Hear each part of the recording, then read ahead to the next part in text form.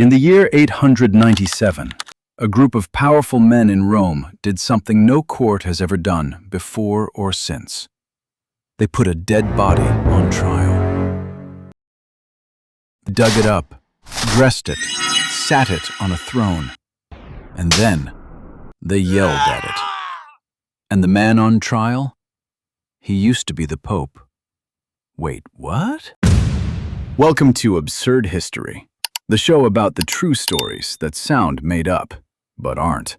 This is the story of Pope Formosus and the strangest trial in the history of the Catholic Church. A pope is the leader of the Catholic Church. Back in the year 800s, the Pope was also one of the most powerful people in Europe. Kings wanted his support. Armies fought over who got to control him. Formosus became Pope in the year 891, but he had enemies, a lot of them. See, years before he became Pope, Formosus had already made some very powerful people angry. He picked sides in political fights. He supported one king over another, and in this era, picking the wrong side could get you killed, or worse, remembered forever as a traitor. Formosus died in the year 896, peacefully, in his sleep. You'd think that was the end of the story. Well, nope. A new pope took over. Then another pope took over after him, and that second guy, Pope Stephen VI, hated Formosus. Actually, hated him. Why? Well, because Stephen was loyal to a powerful family that Formosus had worked against while he was alive. And Stephen wanted to destroy everything Formosus had ever done as pope. Every priest he'd appointed, every decision he'd made, all of it. But here's the problem. Formosus was dead. You can't put a dead man on trial. Psych! Not for Pope Stephen. In January of the year 897, 9 months after Formosus had died, Stephen ordered his men to dig up the body. 9 months in the ground. They pulled the corpse out of its grave. They dressed it in full pope robes, and they carried it into a giant church called the Lateran Basilica in front of a crowd of bishops and priests.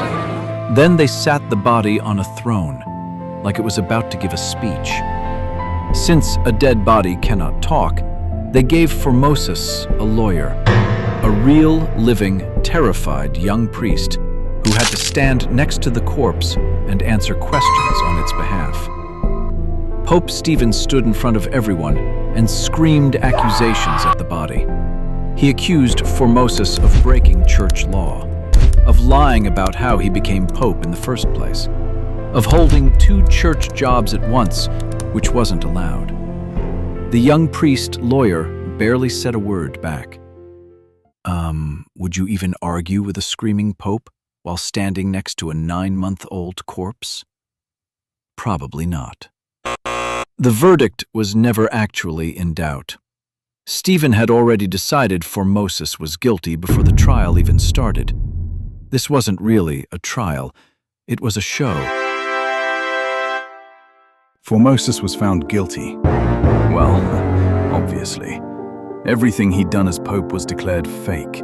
Every priest he had ever appointed had to be reappointed by someone else, as if Formosus had never existed. Bye!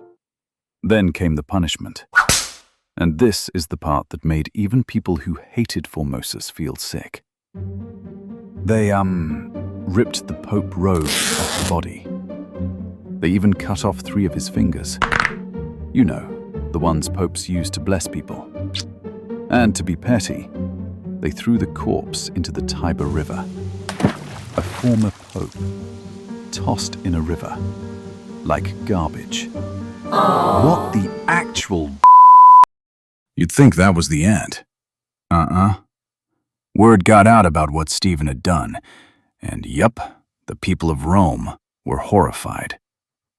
Some say a monk secretly pulled Formosus's body out of the river and buried it properly.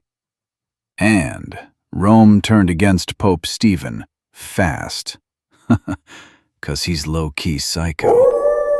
Within months, he was thrown out of power and locked in prison. And by August of that same year, 897, Stephen was dead too, strangled in his cell. How ironic. Less than a year after the trial, the man who put a corpse on trial was unalived himself. Huh? And it gets even stranger. A few years later, a different pope held another trial to put Stephen's own cadaver trial on trial. Yep, that sounds absurd. They officially canceled it. Finally, Formosus was declared innocent, after already being dead for years, twice over, in 2 different scandals. Jeez.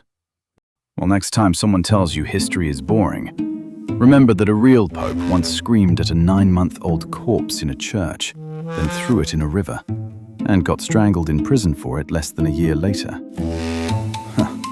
That's absurd history. Real events, ridiculous outcomes. If you want more stories this unhinged, and I promise they're all real, like and subscribe. Every episode is a true story that sounds completely made up. Ta-ta.